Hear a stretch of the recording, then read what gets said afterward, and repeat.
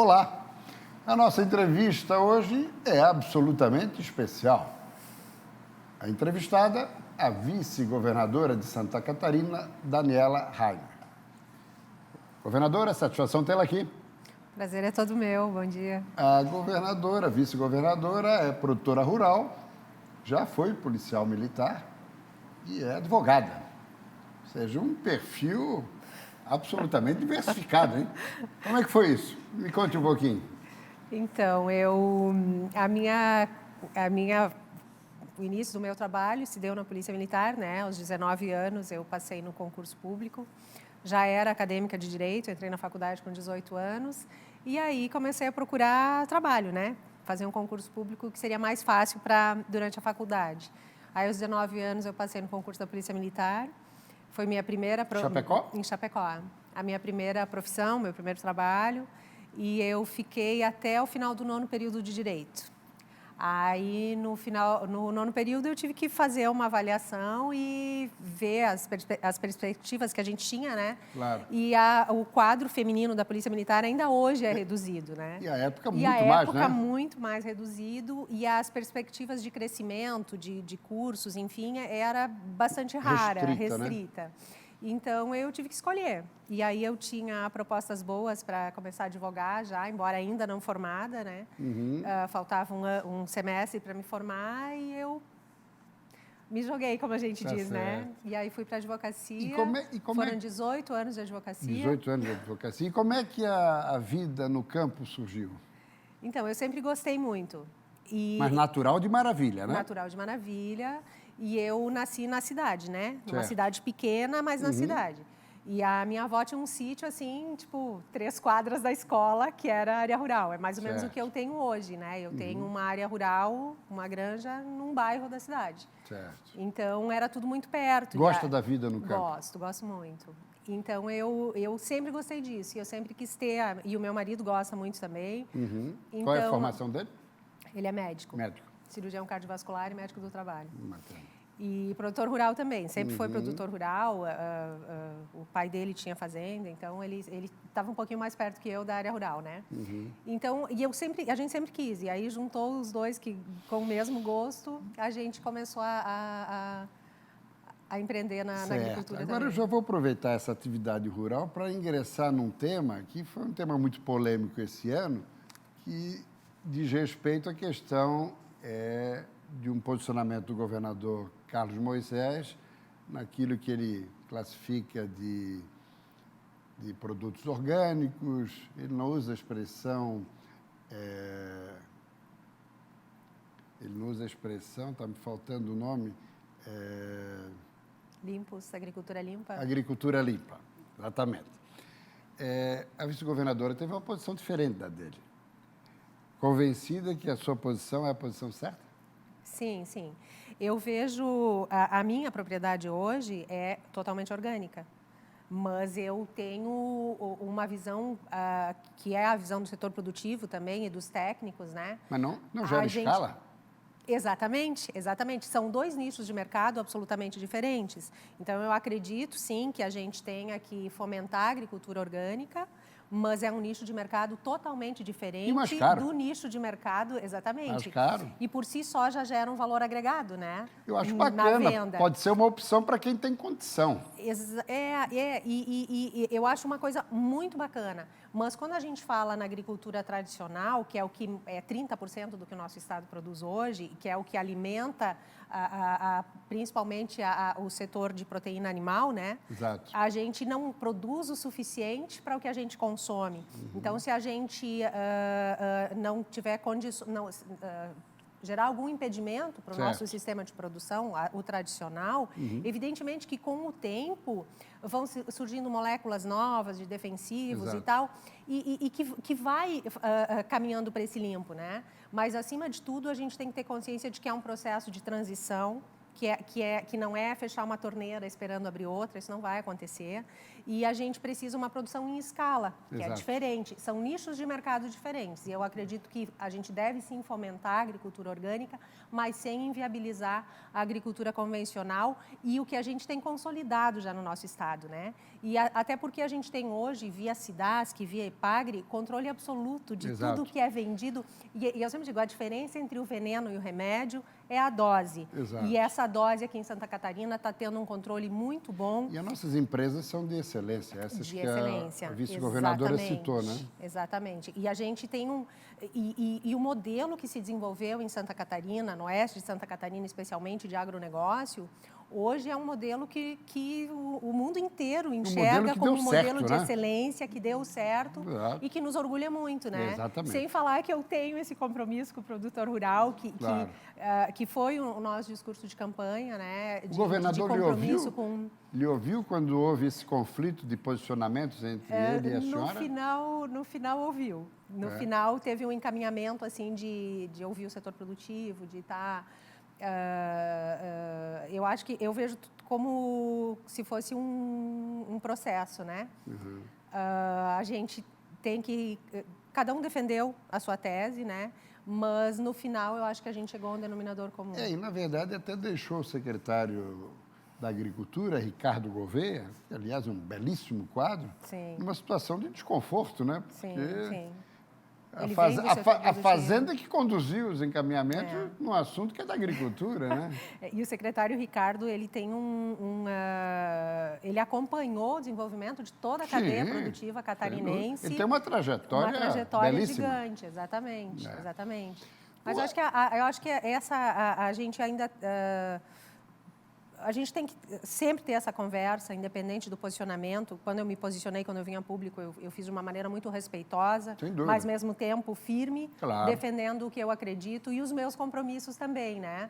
E ouvindo, isso eu não deixei de fazer de maneira alguma. Ouvir os técnicos, ouvir o setor produtivo, né?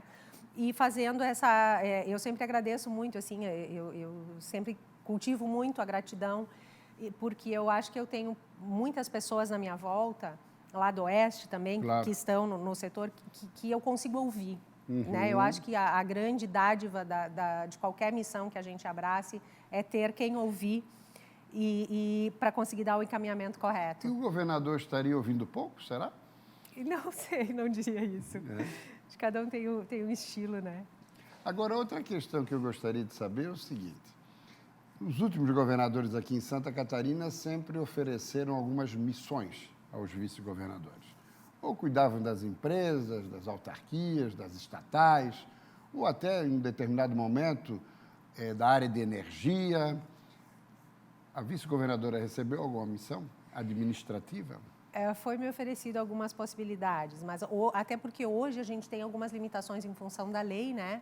Da tecnicidade que existe cada função.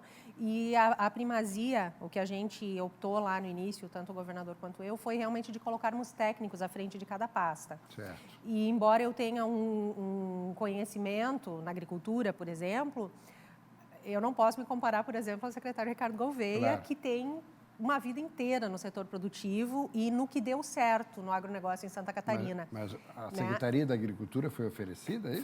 Foi. Mas o que eu sempre vi é que eu vejo que a gente tem condições de trabalhar a quatro mãos. E foi isso que eu falei lá no início do governo, quando me convidaram para ser a vice-governadora. Essa foi uma das condições, de que eu seria um braço direito e eu não tenho, assim, e o governador sabe disso, eu não tenho nenhum falso pudor, digamos assim, de falar o que eu penso. Eu acho que essa é a minha função. Eu acho que o grande erro de um governo, e que se a gente for avaliar historicamente também informações incorretas que chegam. A gente tem que se basear em informações leais, corretas, verdadeiras, né? Aliás, eu lhe conheço antes de se tornar candidata a vice, sempre foi uma mulher que assumiu posições. Não é isso? Então, sempre. Né? E até talvez tenha sido convidado para compor a chapa justamente por isso, né? Sim. Agora, e como é que está sendo? O governo está sendo tocado a quatro mãos ou não? Eu acho que o governo está sendo tocado a muitas mãos. Os nossos técnicos, né, o nosso colegiado, é uma segurança muito grande que eu sinto, porque são pessoas que, quando foram escolhidas lá no início do governo, e isso a gente percebe que a sociedade também reconhece, de cada pasta ter um técnico nessa área, né? Uhum. A gente ouvia, por exemplo, na educação, os professores, onde a gente passa, eu ando muito, eu converso muito com as pessoas, a gente vê, olha, que legal, tem um professor lá tocando educação, tem um administrador tocando administração. Então, essa técnica que a gente tem me deixa muito segura. E eu acredito que o governador também tem esse mesmo sentimento. E eu acho que é isso e o colegiado também, né? As reuniões de colegiado. Tem participado das reuniões de colegiado? Tenho. A última que teve, eu acabei não participando porque eu tinha um evento em Chapecó bastante importante do agronegócio, eu acabei não participando, mas foi me repassado tudo, eu fiz os encaminhamentos. E essa troca de informação, essa relação entre as várias pastas de trabalhar junto é que nos deixa muito seguro também, porque acontecia muito de cada um levava até a sua competência e parava, né? Agora eu levo até aqui, o outro faz a sua parte, trabalham juntos, né? Isso é muito importante. Então, eu tenho certeza que a gente está fazendo um governo a muitas mãos, com técnicos eficientes, né? E comprometidos. Eu acho que esse é uma coisa muito importante também, o comprometimento dessa equipe que está trabalhando com a gente. E essa revelação de que foi convidada a ser secretária da Agricultura e declinou, eu lhe pergunto, o nome de Ricardo Gouveia foi uma sugestão da vice-governadora? Não. Veio para mim o nome dele porque eu tinha um outro nome que está lá em Chapecó e porque o Ricardo já não estava em Chapecó há algum tempo, né? Embora eu conhecesse ele de lá já. E não tinha me ocorrido o nome dele. E esse outro nome que eu havia questionado ficou totalmente inviável para ele vir morar em Florianópolis, essa coisa toda. E nesse interim de tempo veio o nome do secretário Ricardo. E aí eu não tive dúvidas, né? Claro. Eu conhecendo o perfil dele, a história dele, a gente conversou e fechou muito bem. Perfeito. Agora, falou em alguns momentos em Chapecó e chegou aqui a informação de que talvez a vice-governadora pudesse vir a ser um nome à prefeitura da cidade, a principal cidade do Grande Oeste. Mas isso no tempo ainda que estava afiliado ao PSL. Tem alguma possibilidade nessa direção? Eu acredito que não. É difícil. Eu costumo trabalhar ao momento, né? E uma coisa que eu sempre tive muito presente em mim, que é uma das coisas que eu acredito, um dos pilares que eu tenho, é que a gente não pode abandonar uma missão pela metade. Eu me propus a ser a vice-governadora e eu acredito que eu tenho que terminar essa missão até o final. Evidentemente que as conjunturas, o futuro sempre pode mudar e pode haver uma necessidade. Eu procuro sempre trabalhar pelo grupo, pelo nosso ideal, né? Mas eu acredito que a gente vai encontrar nomes fortes, nomes alinhados com essa forma de governar que a gente tem lá em Chapecó. Agora, antes de desdobrar, é fundamental colocar que a vice-governadora deixou o PSL, partido pelo qual foi eleita, e está na organização do partido que está sendo idealizado pelo presidente Jair Bolsonaro, a Aliança pelo Brasil. Inclusive, se coloca que seria, muito possivelmente, a coordenadora na estruturação do partido em Santa Catarina. É isso? Então, o que a gente tem recebido do Aliança, eu tenho uma preocupação muito grande de seguir o que vem de Brasília, o que vem do presidente, dos coordenadores desse movimento, né? E não existe nada ainda de coordenação, existe no sentido de eu ter me colocado à disposição para trabalhar, assim como todos os demais, muitas pessoas, né, que se colocaram à disposição para trabalhar, porque a gente vai recomeçar do zero, né? E o que se fala, o que a gente tem falado... Assim como aconteceu com o PSL. Assim como aconteceu com o PSL. A gente entrou num partido nanico, né? Foi a minha primeira filiação partidária, meu primeiro cargo eletivo. Então, a gente começou do zero. Hoje, o PSL é um partido gigante, né? Então, a gente está saindo. Eu já saí, já estou sem partido, já assinei como fundadora do Aliança e me coloquei à disposição para trabalhar. E a orientação que a gente tem até o momento é que a gente é realmente uma aliança. Nós seremos aliados todos, né? Todos trabalhando juntos para construir esse novo partido. Tem muito trabalho pela frente, e a ideia é trabalharmos juntos mesmo, sermos... eu acho que a liderança não é, eu sou o líder, eu comando mais. Eu acho que a liderança é a gente trabalhar junto mesmo e construirmos juntos. Agora, o que lhe motivou a buscar essa opção foi a figura do presidente Jair Bolsonaro? Para mim foi uma coisa muito natural, né? Seguir o presidente Bolsonaro, porque eu sempre quis mudar o mundo, né? Eu vinha desse ativismo político já há muito tempo, mas eu nunca tinha me imaginado num cargo eletivo, né? A gente às vezes imagina que a gente vai conseguir fazer as transformações de fora, né? E normalmente naquele procedimento, como que ninguém faz nada? Como que, né? Então, chegou um momento que um grupo se reuniu e disse, vamos fazer. Não adianta ficar só reclamando e não participar, né? Para mudar, exatamente. Né? E eu sempre entendi que o presidente Bolsonaro foi a personificação desse sonho que a gente tinha de mudança, de transformar o Brasil, de desenvolver todo o potencial que o Brasil tem, o nosso Estado também. E foi por ele que eu vim para a política, foi por ele que nós nos elegemos também, né? Eu tenho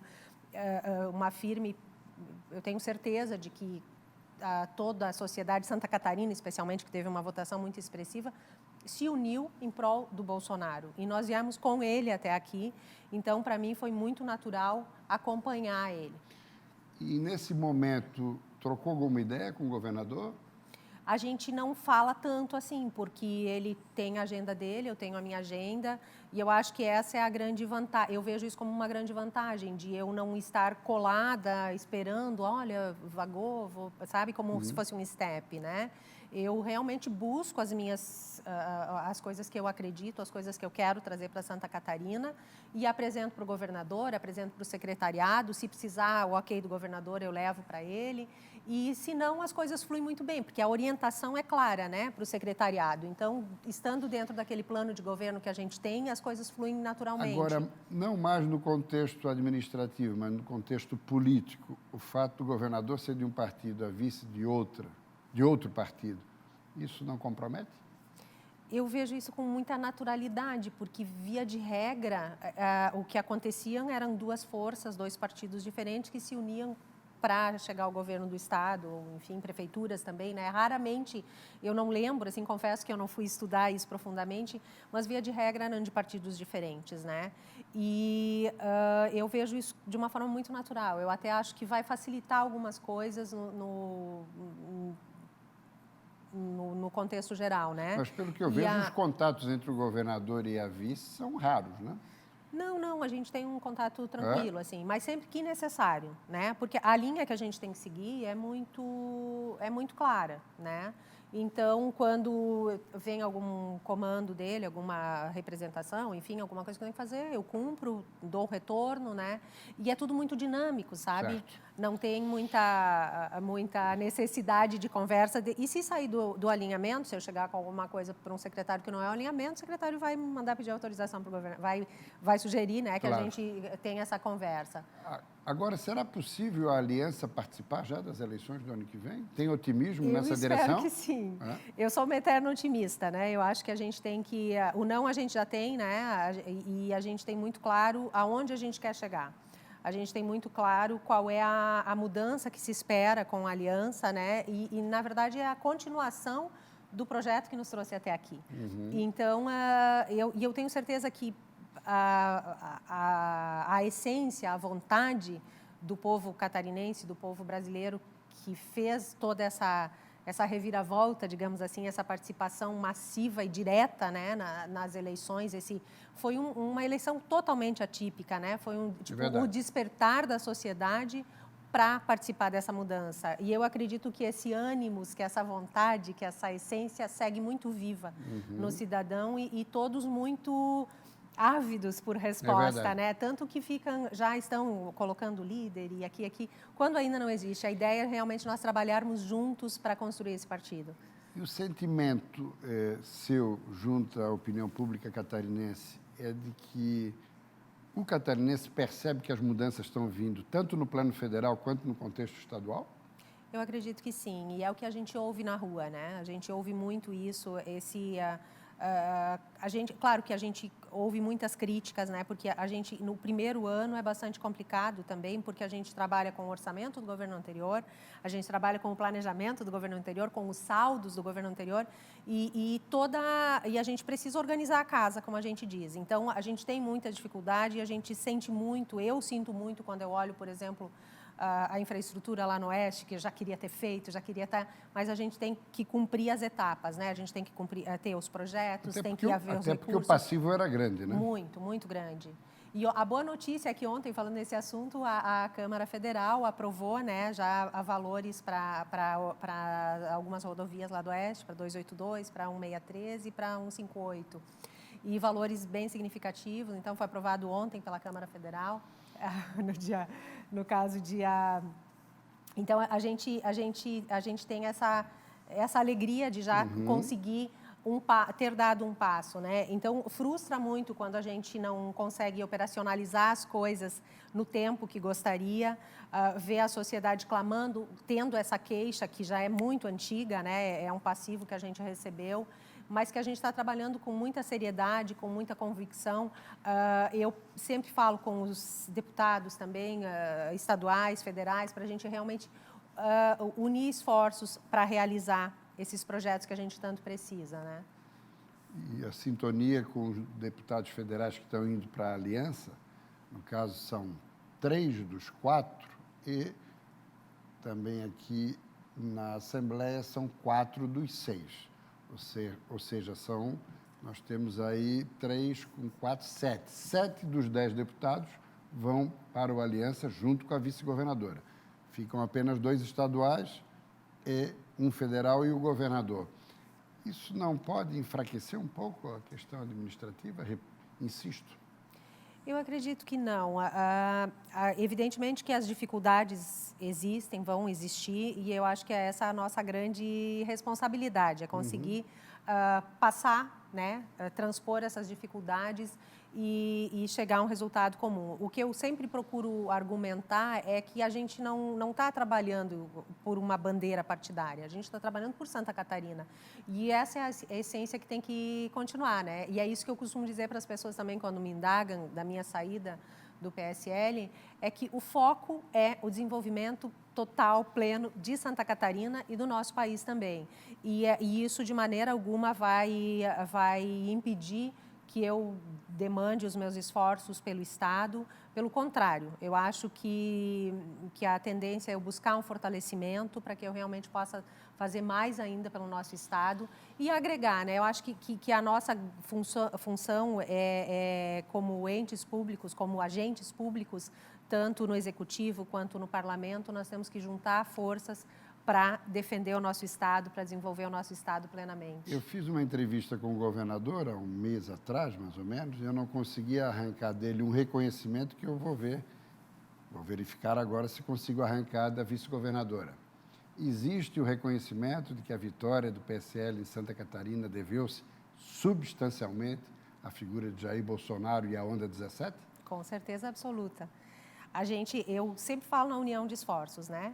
A sociedade se uniu, despendeu um esforço que eu né, nunca vi antes numa eleição para realmente... o Bolsonaro foi a personificação do nosso desejo de mudança. Sem dúvida. E esse reconhecimento existe, sempre existiu, desde o início.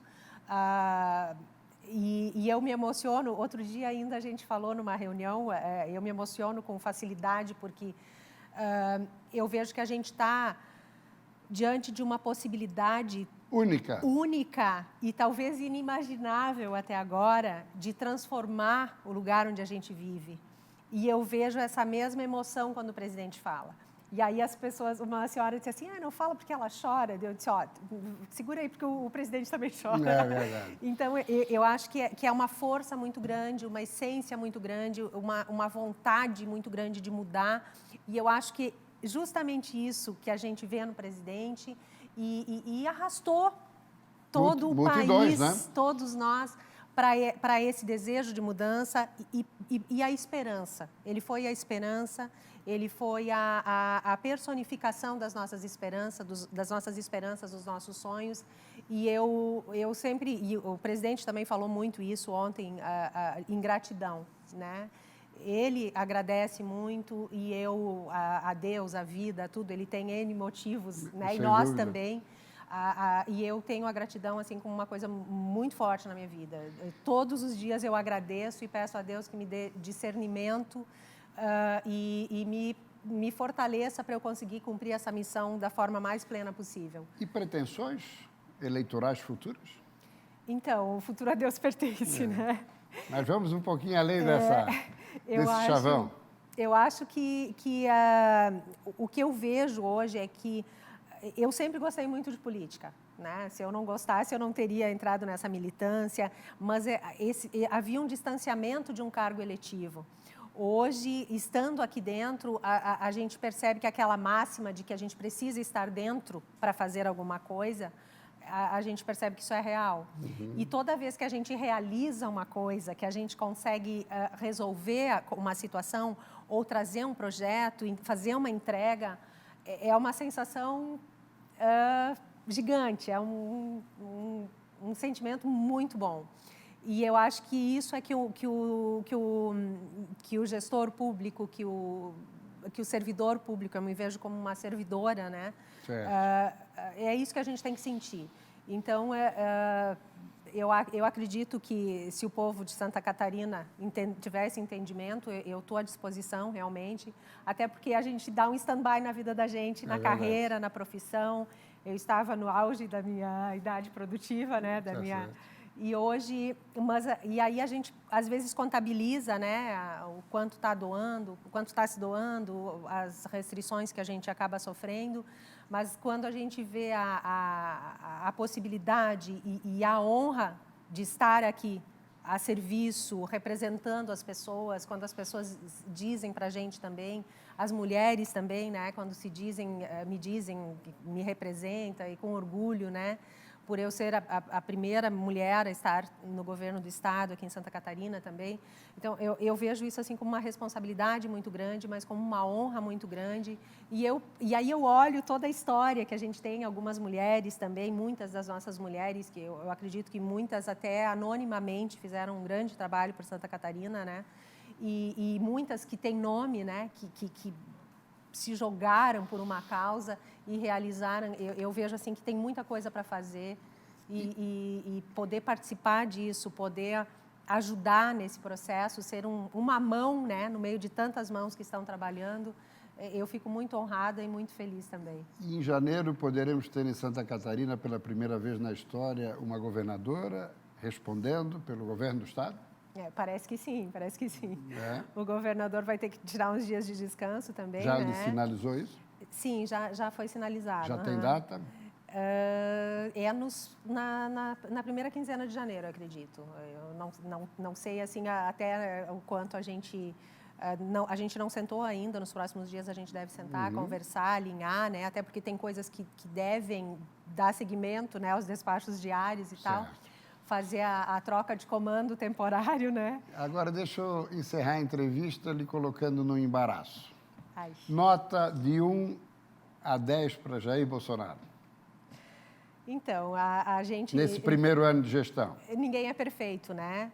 Mas o que eu percebo no presidente é que ele tem uma verdade muito grande.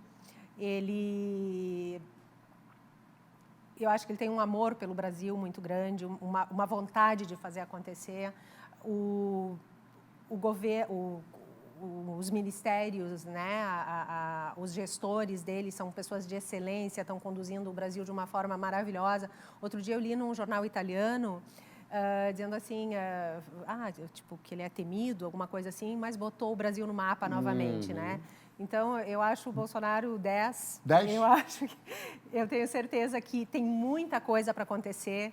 E, mais uma vez, eu volto a frisar, o time é um time de excelência, sensacional. Aqui em Santa Catarina, a gente tem esse privilégio também de ter um grande time trabalhando para ser nota 10. Agora, né? Para fazer o contraponto. E a nota de Moisés?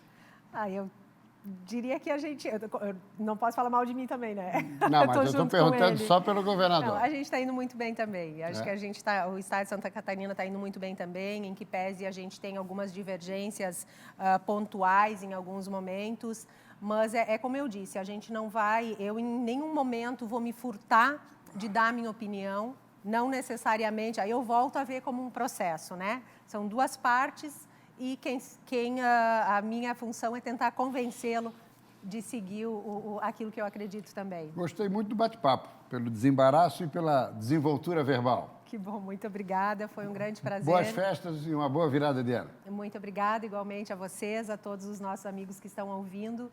E eu acho que essa é a nossa grande função, né? Torcer para que o ano que vem seja muito melhor, trabalhar para que o ano que vem seja muito melhor e fazer tudo que a gente puder para desenvolver plenamente todos os talentos e todo o potencial do nosso Estado. Forte abraço. Obrigada, igualmente.